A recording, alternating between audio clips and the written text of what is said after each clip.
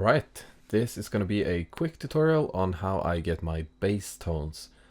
My bass tones is actually what I get the most questions about for some reason. And we'll have a look. Here is the direct bass track from my Ibanez 4-string extra long scale bass. And this is what it sounds like completely raw.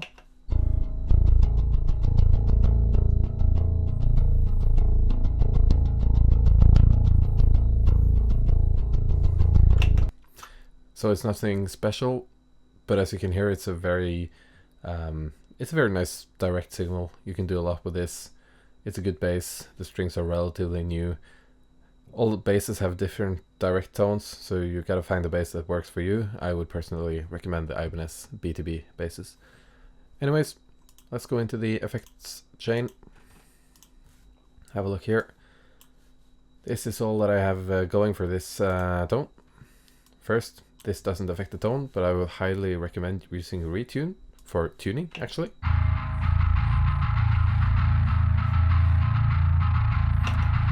As you can also use it to check that what you have recorded is actually in tune.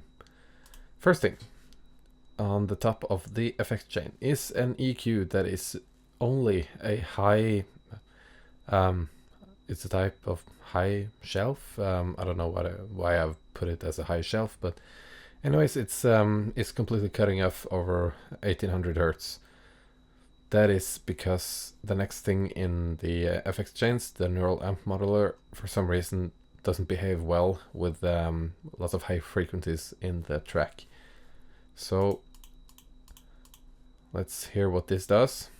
This is without, and this is with.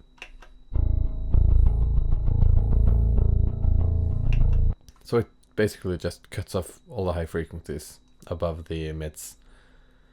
And then comes the real magic sauce. This is a neural amp modeler. This is free. This is amazing. I use this for everything now. It's absolutely awesome. Check it out. Go support whoever made this. It's just super cool. I'm running the Dark Glass B7K bass preamp with a cabinet.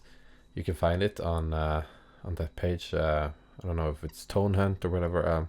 Somewhere where I downloaded this with where all the neural amp modeler presets are. It's easy to find. It's a great sounding preset. And as you can see, I just adjusted the input a little bit, adjusted the gate, increased the bass a little, and cut down the middle, cut down slightly on the treble, and adjusted the output accordingly just to prevent any clipping. This is what it sounds like with the neural amp modeler.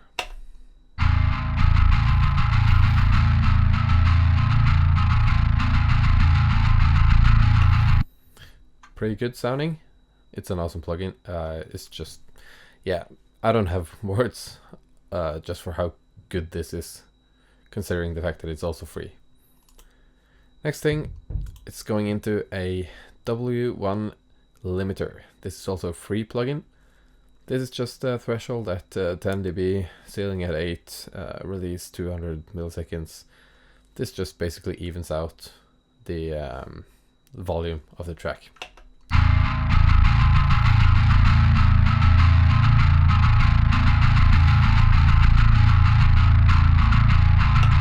This is very important. Always use a hard limiter on your bass tracks because it will be very dynamic and you don't want your bass track to be very dynamic, at least not in this genre of music. Then comes all the EQ sculpting. This is what I have here, low shelf at 61 hertz. Just a band cutting out the 250 hertz. This is super critical to get that punchy bass sound. Always cut out these low mids. 250 hertz, cutting down about 10 dB. Also a band cutting down a little bit at 2400 and cutting completely at about 2000. Of course, if you want to copy these settings, be creative and do them the way you want to do them. Don't just do exactly what I'm doing, but I would not mind at all if someone just copied exactly this. But your bass signal might need some slightly different processing than mine. But this is what worked for me.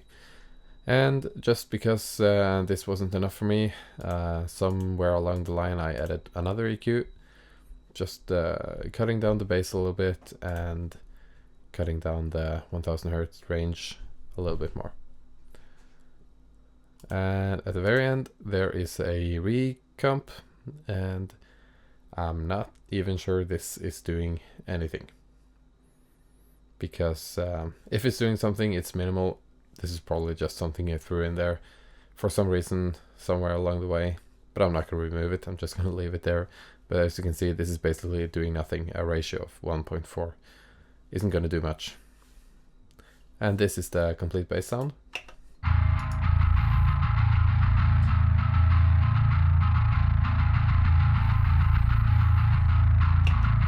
And with the full mix.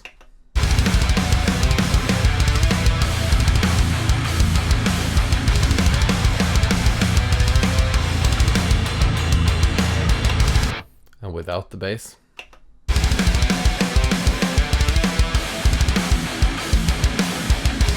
And with the bass again.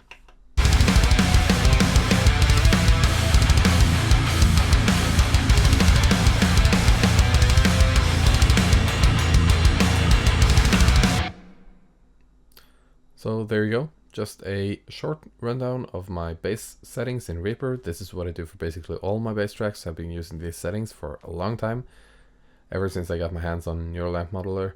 Before that I did basically the same, just using something other than Neural Amp Modeler to get the distortion. Feel free to copy all my settings and use this however you want, and enjoy, have a nice day, and I'll see you in the next video.